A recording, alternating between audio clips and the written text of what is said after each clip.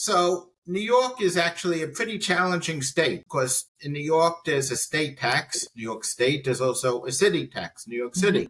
What I've been finding in the last couple of years, especially now last couple of months, I've been seeing a lot of audits, both by New York State and New York City. So, for example, a lot of taxpayers that lived in New York 10 years ago had an apartment in New York City. They maybe were an airline pilot and they kept an apartment with New York City just to use when they were layover between flights. But their main residence was another state. They worked in another state. They had driver's license in another state. They had all their bank accounts in another state. And this is apartments that they had 10 years ago and had it maybe a year and dropped, ended their lease. New York State's been recently auditing these taxpayers, sending out notices based on the federal numbers that, hey, you owe New York State tax, 50, 60,000 based on your federal numbers. And they're sending it to the New York address, which they last filed on. Taxpayer does not get the notice until years later because they didn't have mail forwarding. Now they come back to me, hey, New York State's serving a warrant against me,